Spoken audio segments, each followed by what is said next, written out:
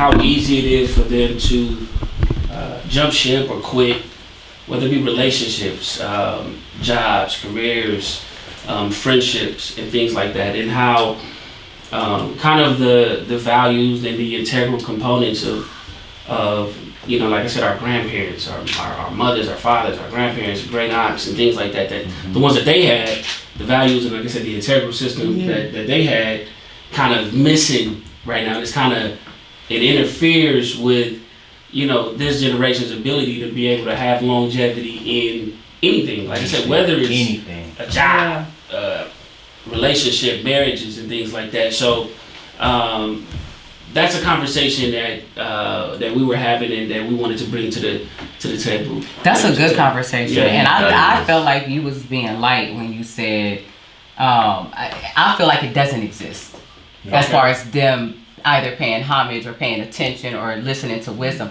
I feel like it doesn't exist. So I feel like the way you explained it was like, oh, that was nice. You gave him some credit. Why? You They deserve some. They do deserve. He got y'all back. No, they do deserve some credit. Yeah. Absolutely. It's an evolve. We can't escape the fact that things evolve. Say for instance, if you have some young people who didn't have the proper parenting and they were raised by their grandparents and their parents missed that connect to keep the thread thorough, and then the kids missed a lot of the values and morals that they got from their grandparents, but they weren't really trying to hear them from the grandparents. Maybe the grandparents weren't trying to raise their kids, so they had a bitterness or they learned some different things, But as far as this generation, I feel like there's some that still are connected and understand it, but they don't operate in it because they don't have to, because it's a microwaveable as generation. Yeah, I've never had this entrepreneur spirit, but they do.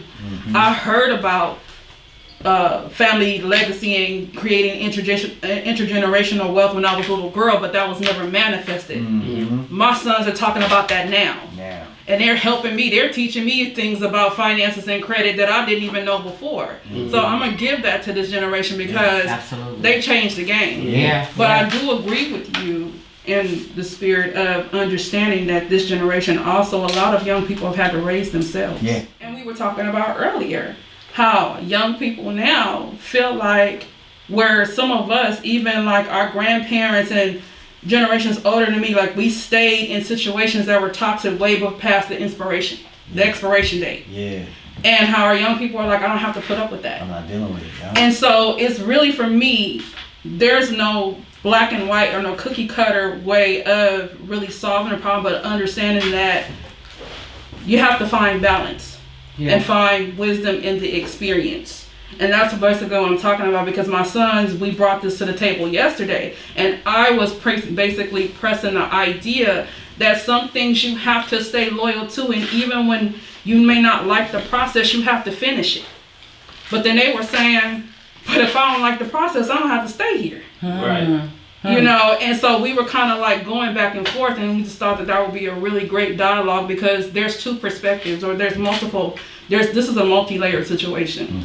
Now that's where I like, if I was talking to your sons, and it's one of those skewed kind of outlooks. You know what I mean? Like, it looks like what you're saying is right. You know what I mean? But let me show you where it don't work. You know what I mean?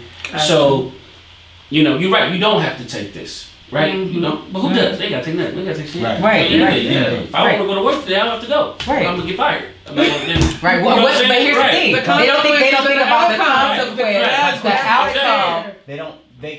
The moment outweighs what the consequences are. It's how I feel in that moment. You know what I'm saying? And that's why I said microwaveable, because don't nobody want to cook nothing for a long time. If they can make it quick, they need it right now. So it's how I feel in that moment. It can be a vibe. You know what I'm saying? If I'm in this vibe right now and that's not what I'm doing, I'll worry about those consequences later, or I'll just keep it pushing, and that'll just be what it was. It's no longer a part of my moment. You know what I'm saying? It's a momentary thing. But some things, the process, and this is what we try to instill in this generation is, the process is difficult. Like, so he may say, if it's hard, I don't want to deal with it. I don't have to. No, you do. If you want the outcome, because there are some things, now I get it. There are some things you don't have to deal with. If I don't like this process, I'm done with it. I'm gonna wash my hands of it, and that's fine. Yeah.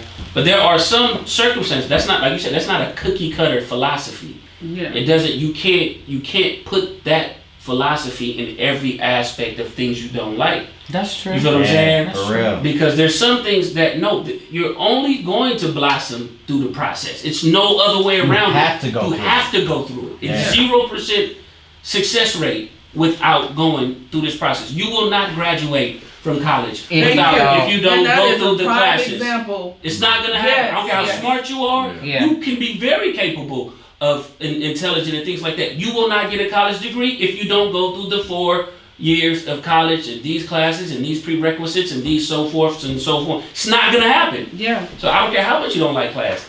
Yeah, you can quit, but then you won't get the degree. Right. And exactly. I tell my son, there's a difference when to coming to the table hungry and starving. Yeah. Because your mindset of when you come into the table, when you're impulsive, when you're starving and you're ready to eat anything. Practically. When you just come into the table and like, I want this. Homie, you take the time to pick and choose what you want to eat. And so I'm just, wanting them to put themselves in the positions that, yes, be ambitious and want to thrive and do your best, but don't be so quick to just accept anything. And it's just the constant tug of war of, again, wanting the quick and the fast. Wanting to the idea that if I'm hungry, that I'm supposed to go after and get anything by any means necessary in order to obtain this bag that I say I want.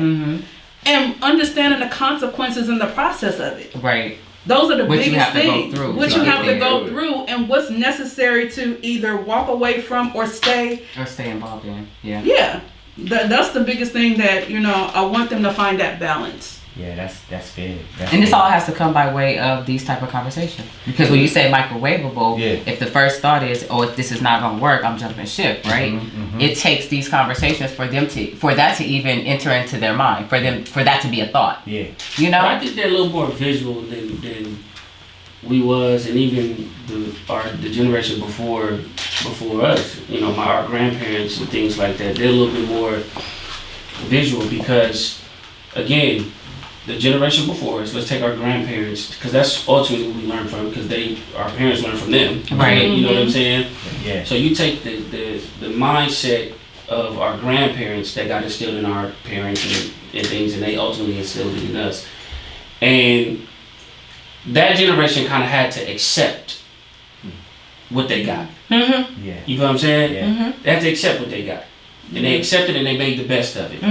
Right? And so they made the best of it, and they did great. They did what, some good things. They did what they had to do, right? Made the most out of it. There you go, that's what I'm saying. They made the most out of it, right? Yeah. And my grandfather had an 8th grade education, but bought him a home, had a couple businesses. He made do. He made do. Give him that. He instilled That's a lot for an 8th grade. Well, hold on, rewind that real quick. That's a lot for an 8th grade graduation. You got people with degrees that don't have that. Exactly. Yeah. He made it work. He figured it out, and he used whatever assets and access to whatever he had during that time to create what he created. He instilled that work ethic into his sons and his kids, and it came down to us and things like that. But foundation. They did what they had to do, right? This generation, again, they're visual. So when you take some of the, maybe I don't want to call it negative, but some of the hurdles and the barriers and the challenges that went through that our grandparents and stuff had, we seen it. We've either heard it or we seen it, right? And so now that we have the access that they didn't have. The opportunities that they didn't have. They had the values because they had to get it out the mud. You know what I'm saying? We don't gotta get it out. This generation don't have to get it out the mud. And that's what makes it microwaveable. Just to piggyback what you were saying, the reason why it's so I gotta get it right now, it's short term for them. It's never a long term thing. Yeah. And to come back to you, it's not instilled in them to go all the way. To take steps because the shit is right there for them. Absolutely. So how you gonna be like, I gotta do all? I can just go right here and press this move. Yeah, that's quick. I don't have to do that. Yeah. It's a little bit different. But back to the premise of everything that you're talking about. But that's why loyalty in anything is at an all-time low You know what I'm saying, for this generation. You know what I'm saying? Because you know, you don't like this girl, you can break up with her and go get another one. You don't like her, you can break up with her, him, and get another dude. Keep swiping to the left. left. Keep swiping, yeah. You can. Swipe There you to the go. left. There you go. You can Okay. keep swiping to the left. Wait, why did I keep doing think that. swiper, no swiping? Never mind. Look, I'm a dinosaur. Never mind. But there has to be a You knew what I was talking about. Like grandkids. not even just a medium, but you know, you have to be able to like shop, like put in your basket. Okay, this is from this aisle. I can get this. I need this. I need that from both sides. Because like I said, they both have some great. Like this, it's not their fault that they got access to technology. It's not, you know, it's not his fault that he was born in an era where you can click on something and get it, and there's convenience way more than it is. You know what I'm saying? Yeah. And we love convenience ourselves. Yeah, So right, so evolution. Yeah. I ain't gonna lie about that. I like Instacart, and I like mine. that they can drop off stuff to your front desk, you know, It's expensive, but but I like it. convenience. You know what I'm saying? So there are some pluses and minuses. You feel what I'm saying? I'm sure my mom, when her car broke down and she had to walk 3 blocks to the bus stop, I'm sure she would have loved Uber. You know, 40 years ago. You know what I'm saying? I'm pretty sure she would have loved it. So it's not their fault that they have access, but to really maximize, and let's just take that stuff away. Let's talk about the real integral pieces, like you said, the loyalty. Yeah. Let's talk about the things that's going to stand out in relationships, romantic relationships, friendships, family, familiar relationships, you know, jobs and opportunities that's going to really create them in the workforce, in corporate America, or in their you know, endeavors and their goals that they're trying to accomplish. You know what I'm saying? Because those, at the end of the day, those are the things that we really. Those are sustainable. Yeah, right. Thank you. Yep. Exactly. Right. Those are the I'm things. gonna tell you what resonated with me when you started talking about, you know, the relationship aspect of basically jumping ship every time you didn't like somebody. Mm-hmm. So, as a mother, and then remembering, you know, when I was a teenager, one of the foundational things is we would always want our children to date someone and stay with that one person. Oh, yeah. And we're talking about if they started dating at 15, 16, 17, 18. And now, for the first time after the 4th son, it hit me like, son, you don't need to be tied down to no one female. Absolutely. I need you to go out here and date as That's many. right, Mama. That's right. I'm not telling you to go out here and have sex. Wait. Opportunity. I have to gain understanding. So wait, say that again. I want my son to go out and be young. Mm-hmm. I want him to be responsible and protected if he decides to engage. Mm-hmm. But I don't want him to have this mindset right now at 19 years old that he needs to tie himself. It just dawned on me because we don't give young people the opportunity to be young.